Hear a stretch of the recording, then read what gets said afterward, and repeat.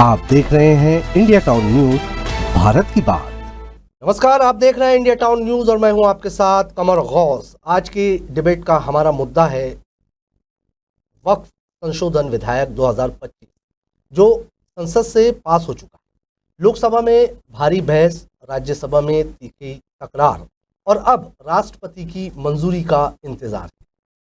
क्या ये विधेयक वक्फ संपत्ति का प्रबंधन सुधारने वाला कदम है या एक सांप्रदायिक एजेंडा? क्या मुसलमानों की आवाज को दबाने की कोशिश है या एक समावेशी और पारदर्शी बदलाव है?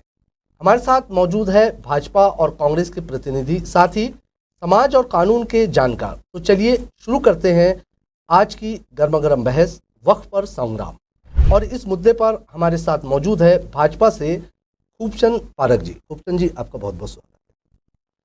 हमारे साथ कांग्रेस से हमारे साथ मौजूद है शाहिद खान साहब। शाहिद जी, आपका स्वागत है बहुत बहुत। और हमारे साथ मौजूद है वकील एडवोकेट एजाज सिद्दीकी जी। आपका बहुत बहुत इस्तकबाल है, स्वागत है जी। मैं आप सबका स्वागत करता हूं इंडिया टाउन न्यूज़ में। सबसे पहले हम जान लेते हैं कि ये विधेयक क्या कहता है। दरअसल वक्फ बोर्ड में गैर मुस्लिम सदस्यों को जगह दी जाएगी। वक्फ संस्थाओं का अंशदान घटाकर 5% कर दिया जाएगा। वक्फ संपत्तियों का डिजिटल रिकॉर्ड रखा जाएगा। साथ ही महिलाओं, विधवाओं के लिए संरक्षण होगा और विवाद समाधान के लिए न्यायाधिकरण सशक्त किया जाएगा। क्या ये बदलाव सुधार की दिशा में है या अल्पसंख्यकों की संस्थाओं पर नियंत्रण की कोशिश? आइए इस मुद्दे पर चर्चा करते हैं। और सबसे पहले हम खूबचंद पारक जी से जानते हैं कि खूबचंद जी, वक्फ बोर्ड जो है धार्मिक संस्था है, फिर उसमें गैर मुस्लिम सदस्यों की नियुक्ति का औचित्य क्या है? सबसे पहला सवाल।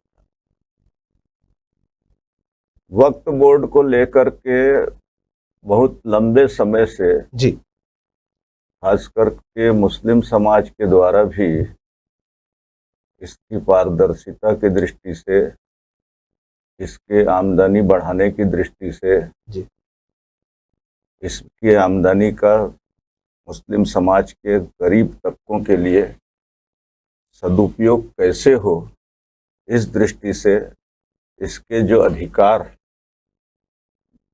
और लगाम लगाते हुए ठीक ठाक व्यवस्था बने और इसमें महिलाओं का भी भागीदारी, प्रतिनिधित्व हो, जी, इस दृष्टि से इसमें संशोधन की मांग मुस्लिम समाज के द्वारा भी लंबे समय से चल रही है।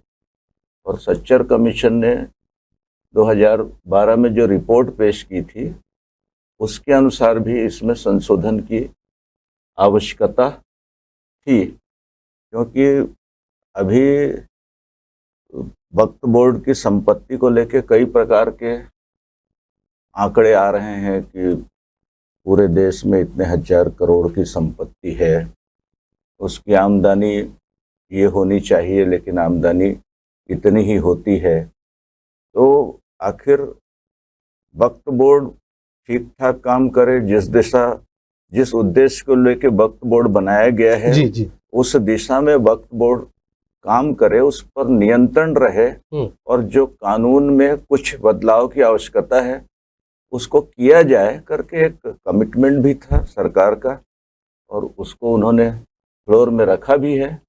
और अच्छी बहस के बाद, संवाद करने के बाद, लोकतांत्रिक दृष्टि से इसका दोनों सदनों में बहुमत के साथ पास भी हुआ है। और राष्ट्रपति का जो आप इंतजार बोल रहे हैं, इंतजार करने की जरूरत नहीं। राष्ट्रपति जी के यहाँ जाने के बाद वो लौटने वाला नहीं है, ठीक ठाक ही मामला है। जी, राष्ट्रपति के पास से लौटने वाला नहीं है। शाहिद साहब, मैं जानना चाहूँगा कि जिस तरह का जवाब जो हमारा पहला सवाल था, मुस्लिम संस्थाओं को लेकर जिस तरह से कदम उठाया जा रहा है, कितना हद तक सही मानते हैं? लोकसभा में और राज्यसभा में तो हम लोगों ने उसकी बहस को बहुत उससे देखा है, बहुत अच्छी बहस हुई है। जिन लोगों ने उसके पक्ष में बोला और जिन लोगों ने उसके विरोध में बोला, दोनों पक्षों को हम लोगों ने राज्यसभा में और लोकसभा में बहुत विस्तार से उस चीज़ को देखा है। आज ये इसमें चर्चा जो है, अब हम इस खाली एक उसी पे बात करेंगे तो उस पे नहीं जाएगा। मैं इसमें थोड़ा आगे लेके जाना चाहता हूँ। आज हमारा चाहे हम हो या हमारा देश, चाहे वो लोकसभा में हो चाहे राज्यसभा में हो, हम आज वक्फ के इस कानून को लेके जो 1954 शायद 1954 में जो कानून बना हुआ है उस पर हम आज चर्चा कर रहे हैं। और चर्चा तब कर रहे हैं जब हमारे देश में 80 करोड़ लोगों को हम भोजन दे रहे हैं। जहाँ पर हमारे देश में आज 80 करोड़ के लोगों को हमारी सरकार जो है 80 करोड़ लोगों को भोजन दे रही है। आज हमारे को संसद में, चाहे वो लोकसभा हो चाहे राज्यसभा हो, हमको चर्चा करने की मुझे लगता है कि आवश्यकता है। बेरोजगारी में, भुखमरी में, रोजगार में और भी जिगर जो हमारे जो देश के डेवलपमेंट में, उसमें जो हमको आज चर्चा करने की, बात करने की ज़रूरत है। लेकिन आज हमारा जो देश है, हमारी जो सरकार है, हमारे जो नेता हैं, वो चर्चा कर रहे हैं वक्फ बोर्ड के रूप में लेके कि हमारे देश में जो मुस्लिमों हैं उनको अधिकार कैसे मिले, उनको आगे कैसे बढ़ाया जाए, इस पे हम चर्चा कर रहे हैं। लेकिन मुझे लगता है कि इसकी आवश्यकता अभी नहीं थी। हो सकता है कि उसमें कोई कमी है, उसमें सुधार की आवश्यकता तो हर संस्था में है। कोई भी संस्था हो, कोई भी जगह हो, कोई भी पार्टी हो, चाहे कोई परिवार। लेकिन जैसे कि 1954 में जो वक्फ का कानून आया और उसके बाद 1995 में शायद उसका संशोधन हुआ। 95 में संशोधन के बाद 2013 में भी उसका संशोधन आया। 95 में जो संशोधन था उसमें केवल मुस्लिम समाज के लोग ही वक्फ में दान कर सकते थे। लेकिन 2013 में जो संशोधन आया उसमें जो हमारे देश के अन्य समाज के लोग हैं, चाहे वो किसी भी समाज के लोग हैं, वो उस पर वक्फ में दान कर सकते थे मुस्लिम समाज के लिए। जब ये कानून लोकसभा और राज्यसभा में पास हुआ तो उसका समर्थन जो है भारतीय जनता पार्टी के उस समय के जो नेता थे उन्होंने भी उसका समर्थन किया। आज ऐसी क्या परिस्थिति हो गई आज के देश में कि 2013 में और अभी 2025 में हम जब चर्चा कर रहे हैं तो वो विपरीत हो गई। आज वही पार्टी उसी समय जो समर्थन कर रही थी, आज वो उसके विपरीत कह रही हैं कि आप ये गलत है, कि दूसरा कोई नहीं कहेगा। लेकिन शायद भाई 1954 की आप बात कर रहे हैं, तब से लेके कांग्रेस की लगातार सरकार रही 60 साल। अगर हम 65 साल की बात करें तो इसमें कांग्रेस ने भी क्या मुसलमानों के लिए आखिर किया क्या? भले ही अभी भारतीय जनता पार्टी ने एक कदम उठाया है आगे बढ़ाने के लिए, इन 60 सालों में कांग्रेस ने क्या किया? मैंने कहा ना, बहुत सारे सुधार की गुंजाइश हर जगह रहती है, चाहे वो राजनीतिक पार्टी हो, चाहे वो कोई संस्था हो, चाहे वो परिवार हो, कहीं ना कहीं त्रुटि रहती है। जो सुधार होते आया है, करते आया है, डेवलपमेंट नहीं हो रहे हैं ऐसा नहीं है। हमारे राजनांदगांव में ही आज देखिए 5 करोड़ की मस्जिद बन गई है। हमारे राजनांदगांव में ही गोल बाज़ार में हम जाके देखेंगे जो कॉम्प्लेक्स बन गया। तो डेवलपमेंट अब एक तो ये मुस्लिम समाज जो है एक पिछड़ा समाज है और धीरे धीरे जो जिस गति से वो डेवलपमेंट होना चाहिए उस गति से वो डेवलपमेंट नहीं हो पाया। इसमें हमारे समाज की गलती है, हमारे समाज की कमजोरी है। हो सकता है हमारे आगे जो उसका प्रतिनिधित्व कर रहे हैं उनकी कमजोरी है। इसको हम स्वीकार करते हैं कि हमारे समाज की, हमारे लोगों की जो कमजोरी है उसका ये नतीजा है कि हमारे पास इतनी संपत्ति रहने के बाद हम इसको डेवलपमेंट नहीं कर पाए, हम उसको आगे नहीं बढ़ पाए। इसमें ये हमारी निश्चित रूप से हमारी ये कमजोरी है। जी खूबचंद जी, एक चीज़ जैसे कि 1954 में वक्फ बोर्ड का गठन किया गया और बोर्ड को बनाया गया, उस वक्त जब 1954 में जब बोर्ड का गठन किया जा रहा था तो मुस्लिम संस्थाओं से सलाह ली गई थी कि इसमें किस तरह से चीज़ें होगी, लेकिन इस बार आपकी पार्टी ने किसी की भी सलाह नहीं ली और नाराजगी जता रही है मुस्लिम संस्था। देखिए, कोई भी चीज़ जो अच्छी होती है, जो आम जनता के लिए होती है या कोई समाज विशेष के लिए होती है, अगर उसमें नीयत में खराबी नहीं है और कुछ अच्छा करने के लिए किया जा रहा है जी, तो उसमें विपक्ष की भूमिका भी ईमानदारी से होना चाहिए, सहयोग करना चाहिए। अभी आपने CAA लगा, पूरे देश में ऐसा है कि क्रांति आ गई, ये हो गया, वो हो गया। वहाँ पाकिस्तान में, अफगानिस्तान में रहने वाले इन लोग को आना है, इसमें मुस्लिम शामिल क्यों नहीं है? सवाल उसमें था। CAA का सीधा सीधा ये था कि देश के बंटवारे के बाद जो अल्पसंख्यक वहाँ रह गए, उनके साथ मानवीय व्यवहार नहीं हो रहा है, तो अगर वो यहाँ आ गए हैं तो उनको देश की नागरिकता दी जानी चाहिए। और कोई अभी नरेंद्र मोदी सरकार ने नहीं लाया। नहीं ये लाया, तो जी। 1950-52-53 में ही गांधी जी ने उसको ला दिया था।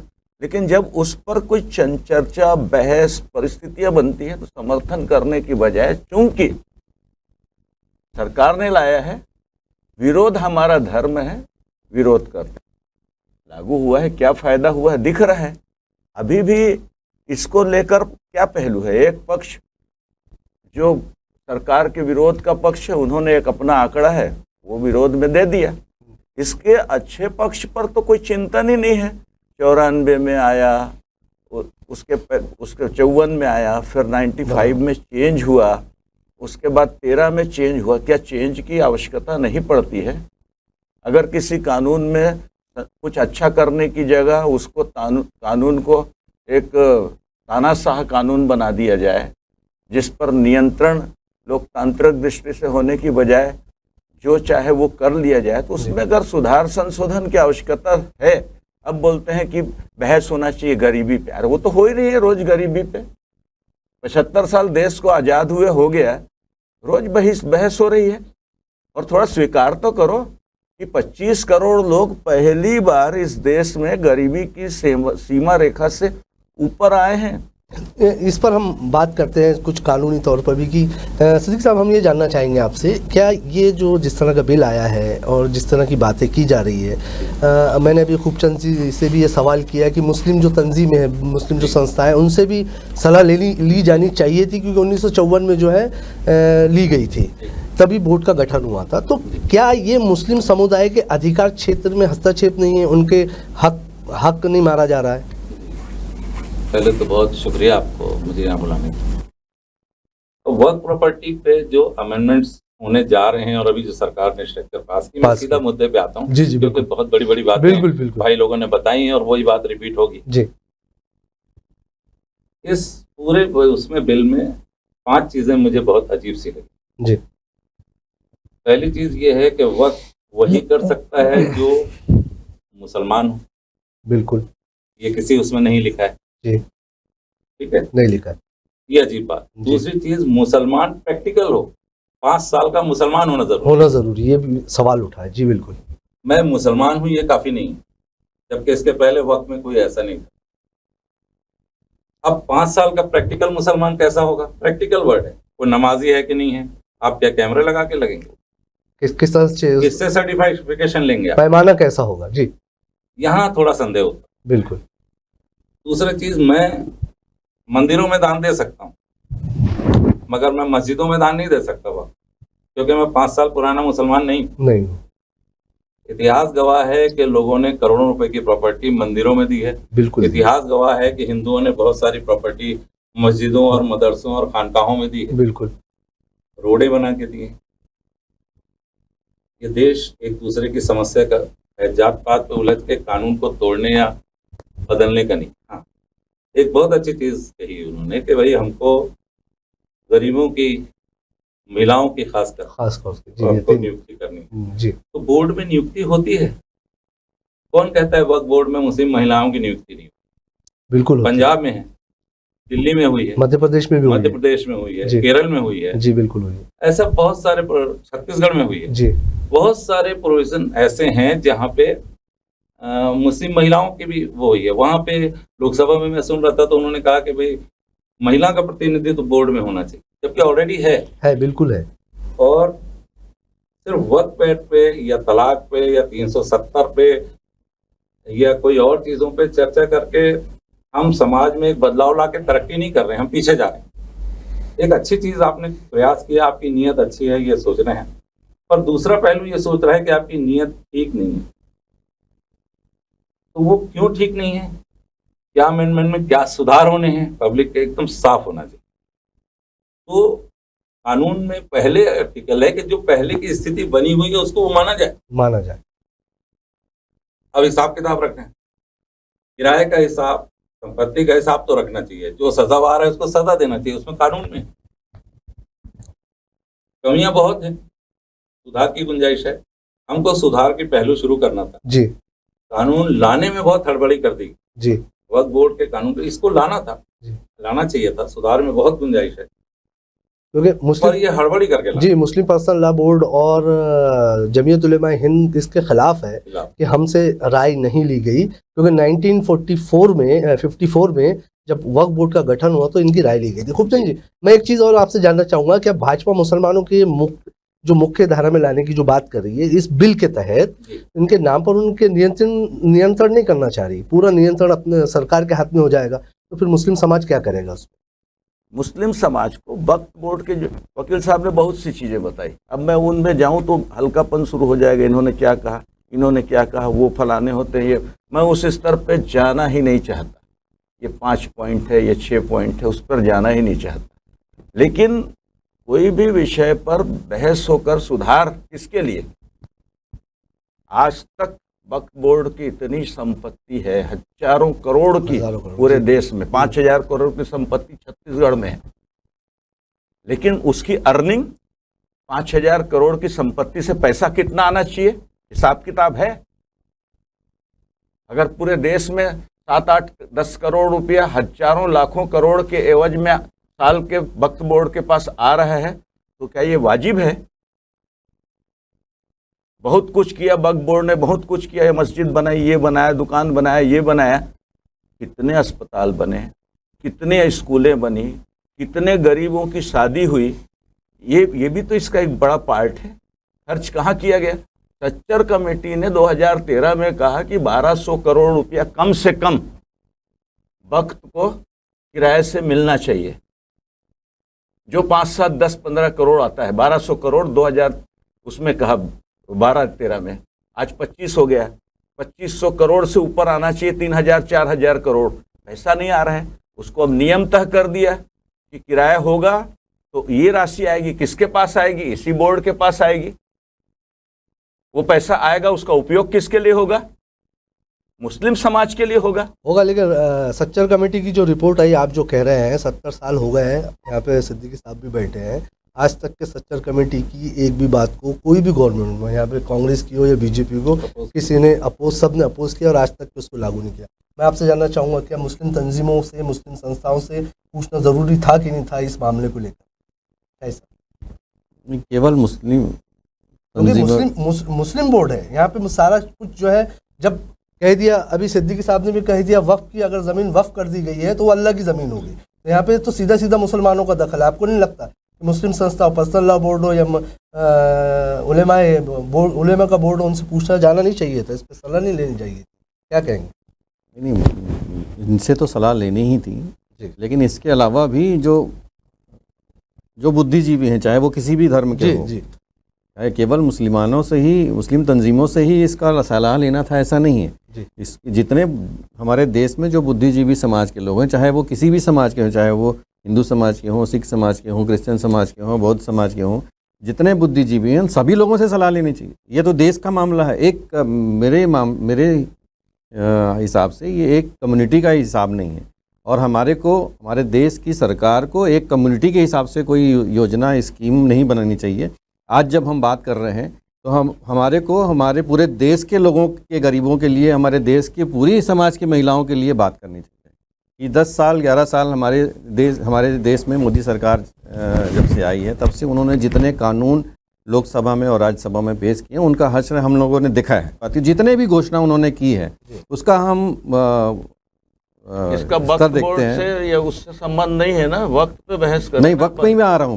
मैं तो आम देश के आम गरीब आदमी की बात कर रहा हूँ। रुपेश वगैरह के साथ में बहस हम जो है बात कर रहे हैं या देश के, मैं जो है मुसलमानों की बात नहीं कर रहा हूँ, हम तो देश की जो महिलाएं हैं उनके लिए भी बात कर रहा हूँ, देश के जो गरीब लोग हैं उनकी बात कर रहा हूँ, देश के जो बेरोजगार हैं उनके लिए बात करना चाहिए। हम एक कम्युनिटी को लेकर बात नहीं कर सकते। हमारे देश में जब बात है गरीबों की, गरीब महिलाओं की, उनके उत्थान की, उनको डेवलपमेंट की, तो सारे लोगों की बात करना चाहिए। शाहिद भाई, अभी वक्फ का जो मुद्दा है वो सीधा मुसलमानों से जुड़ा। हम एक समाज को लेके हम बात जो कर रहे हैं, हमको सारे समाज, हमारे देश की महिलाओं के बारे में हमको बात करनी थी। उसी के साथ साथ हमारे देश के जो बेरोजगार हैं उनकी बात, हमारे देश के जो डेवलपमेंट है उनकी बात करती है। हमारे को और हमारे साथ जितने उस बिल के विरोध में हैं, चाहे वो किसी भी पार्टी के लोग हों, इंडिया गठबंधन के जो लोग हैं, और जो लोगों ने वक्फ बिल का विरोध किया है उनको संशय इसी बात का है। जी वकील साहब, मैं आपसे ये जानना चाहूँगा, जिस तरह से डिजिटलाइजेशन की बात की जा रही है वक्त की, कितना फ़ायदा हो सकता है इससे और क्या नुकसान देखते हैं आप इसके? देखिए, थोड़ा अपन मौजू से भटकते जाते हैं। जी बिल्कुल, बहस लंबी होती है। डिजिटल से हमेशा फ़ायदा होता है जी। और जो मोदी गवर्नमेंट जो करने जा रही है डिजिटाइज, वो बिल्कुल सही है जी। और ये इसके लिए कोई पास कराने वाला बिल नहीं है, वो तो वैसे ही जो वक्त चल रहा था उसको डिजिटाइज करना था। किराया कितना आता है उस पर शिकंजा कसना था कि भाई क्या कैसा वक्त बोर्ड बैठा है, कितना आ रहा है, क्या आ रहा है। तो सरकार के नुमाइंदा बैठते हैं, सरकार अपना ऑफिस देती है, सरकार के लोग उसमें शामिल होते हैं। जिस सरकार के लोग होते हैं उन्हीं में से बीच का एक आदमी को मेंबर बनाया जाता है। तो उसके लिए कोई अलग विधेयक बनाने की जरूरत नहीं थी। वो तो ड्यूटी में है कि कितना आना चाहिए और क्यों नहीं आ रहा है, कहाँ गड़बड़ हो रही है और क्यों गड़बड़ हो रही है। अब सवाल दूसरा है कि सरकार की नीयत ये है कि हम मुसलमानों का उत्थान करें इस किराए से, मैं भाई को बता देना चाहता हूँ कि वक्फ बोर्ड के बहुत सारी जगह पे मुस्लिमों के वक्फ की हुई प्रॉपर्टी पे अस्पताल चल रहे हैं, कॉलेजेस चल रहे हैं, जैसा भाई ने कहा, ऐसे हजारों चीज़ें हैं बिल्कुल जो मुसलमानों के शरिया के हिसाब से दिए गए संपत्ति से वो सब चल रहे हैं, जहाँ सारे लोग इलाज भी करा रहे हैं और वो भी हो रहा है। तो ये बात नहीं है कि नहीं हो रहा है, कम हो रहा है, जो होना चाहिए वो कम हो रहा है। इतनी आय होनी चाहिए थी जो भाई ने कहा, वो नहीं हो रही है। उसका रीज़न ये है कि बोर्ड प्रॉपर काम नहीं कर रहा है जी। मैं किसी का मतहात हूँ, मैं बोर्ड के अंदर काम कर रहा हूँ और मैं किराया कम दे रहा हूँ, तो इसकी ड्यूटी किस पे है? वक्फ बोर्ड पे है जो उसने अपना वो इन्वेस्टिगेशन ऑफिसर बिठा के रखी है, वो देती है, वो केयर टेकर। तो केयर टेकर का काम प्रॉपर्टी के केयर टेकिंग से लेके उस अमाउंट को लेके चैरिटी के कॉज बने हुए हैं। जितनी बातें हमने कहा है वो बने हुए हैं, फंडामेंट्स में है, शरिया कानून में बने हुए हैं। हुजूर सल्लल्लाहु अलैहि वसल्लम के दौर से उन्होंने कहा है कि ये वक्फ की प्रॉपर्टी से जो आय होगी वो उसको इस तरह होगी जी। किसी और उसमें उस कानून को लागू नहीं किया गया। जो धार्मिक किताबों में लिखा गया है वही इस्लामिक लॉ है, मतलब वो उसी हिसाब से लिया गया। और ये सिर्फ इंडिया में नहीं है, ये शरिया और वक्फ का एक्ट हुजूर सल्लल्लाहु अलैहि वसल्लम ने दुनिया में सारी जगह फैलाया, बिल्कुल सारी जगह फैलाया। तो इसमें मेरे हिसाब से तो सारे लोगों से बात करनी चाहिए और मुस्लिम सुधार की जहाँ जरूरत है तो मुसलमानों के साथ बैठ के सुधार करना। बिल्कुल बिल्कुल। क्यों जिस तरह से कानून आ रहा है शाहिद साहब, तो हम ये आपको नहीं लगता है कि वक्फ बोर्ड की जो संपत्ति है उसमें पारदर्शिता की बहुत ज़रूरत है? और क्या सरकार जो है इस तरह की पारदर्शिता रखेगी? पारदर्शिता की तो हर जगह आवश्यकता है और होना भी चाहिए। और एक चीज़ और कहना चाहूँगा कि भाई पारदर्शिता के लिए अभी जो कंट्रोलिंग है वक्फ बोर्ड या एक सेपरेट कंट्रोलिंग तो है नहीं, सरकार ही कंट्रोल करती है। यहाँ पर जैसे हम छत्तीसगढ़ की बात करें, छत्तीसगढ़ में हमारे जो ट्राइबल मिनिस्टर होंगे वो उसके मिनिस्टर हैं, उसके जो सेक्रेटरी हैं वो उसके सेक्रेटरी होंगे। तो उस वक्फ बोर्ड की सारी जो अभी हमारे जो ट्राइबल मिनिस्टर हैं, शायद वो रामविचार नेताम जी हैं, वो रामविचार नेताम जी उसके मंत्री हैं हमारे छत्तीसगढ़ में। हमारे देश में किरण रिजिजू जी उस जो बिल रखे हैं वो नेशनल मिनिस्टर हैं, उसके जो नेशनल सेक्रेटरी होंगे वो पूरे देश के सेक्रेटरी हैं, देश के ट्राइबल मिनिस्टर। तो कंट्रोलिंग तो जो सरकार रूलिंग पार्टी है, जो सरकार में चाहे किसी भी पार्टी की, कंट्रोलिंग तो उन्हीं के पास में है। अगर सरकार चाहती कि महिलाओं को हमको आगे बढ़ाना है, महिलाओं को उत्थान करना है, सरकार एक लेटर लिखती कि भाई जहाँ जहाँ वक्फ बोर्ड है यहाँ अस्पताल खोले जाएँ, यहाँ वो मंदिर मतलब जहाँ मस्जिद बनाया जाए या मदरसा बनाया जाए या इनको रोजगार दिए जाए। तो कौन सा वक्फ बोर्ड है जो राज्य सरकार है या जो उनके कंट्रोलिंग में है वो नहीं करते? वो उसको उस तरीके से भी किया जा सकता था, लेकिन जिस तरीके से सरकार ने इसको किया है मुझे लगता है कि एक प्रचारित करने के हिसाब से किया है कि हमने इसको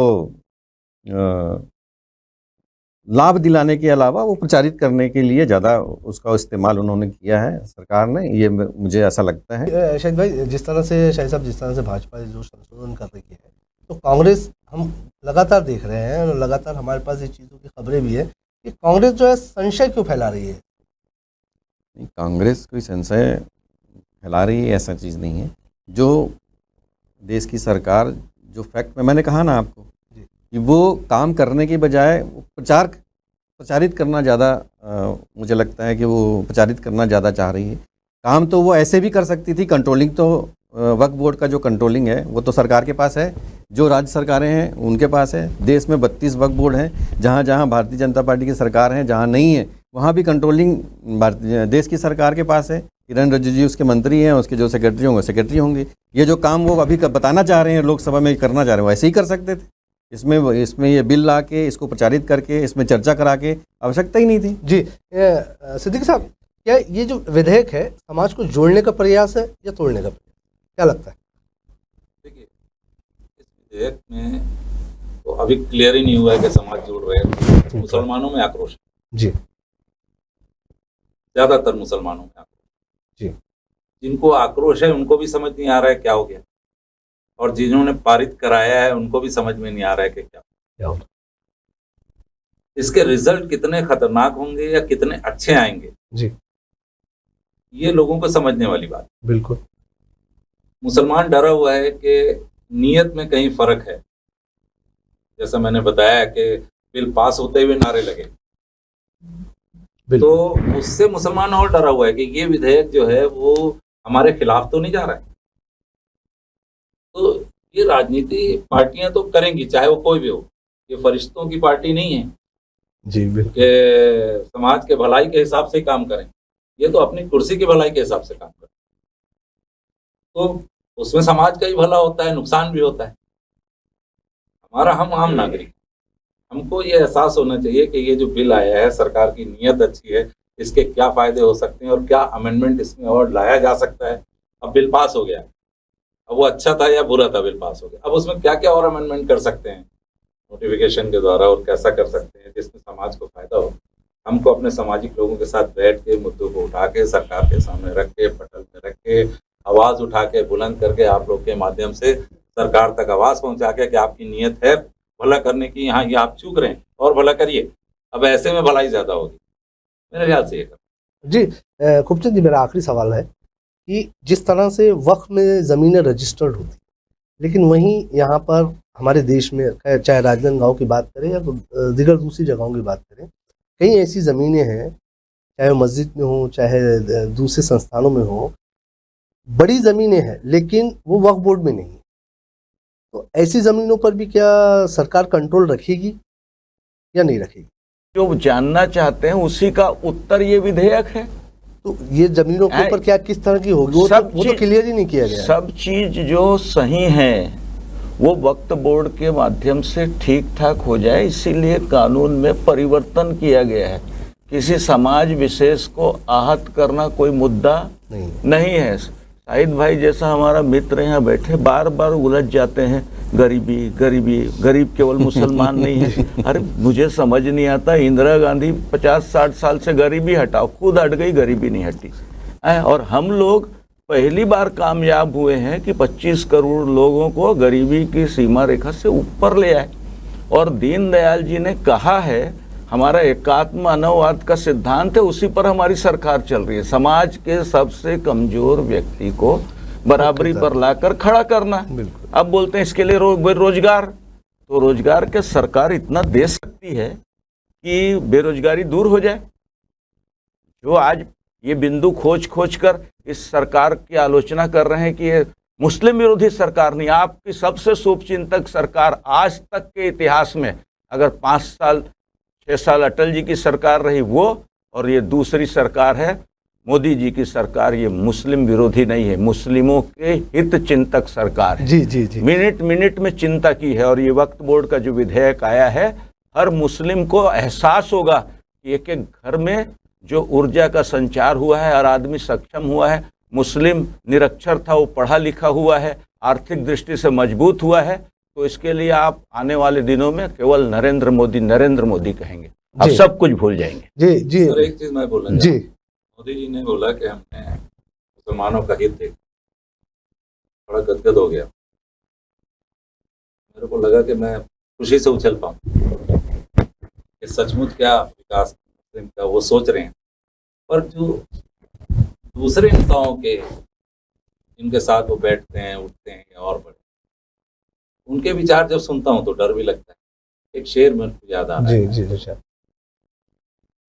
कि छुपा के खंजर वो मेरी गली से जब निकलते हैं जी, क्या बात, रूबरू होने पर सलाम किया। बहुत वो डर है कि ये मेरा करीबी है, सलाम कर रहा है, मेरा हितैषी है, पर कहीं ये खंजर मेरे लिए तो नहीं है। नहीं है। तो मुसलमान यहाँ डरा हुआ है, क्योंकि हर चीज में मुसलमान हिंदू फलाना, ये मुसलमान बोलो तो हिंदू को बोल रहा है, हिंदू बोलो तो मुसलमान को बोल रहा है।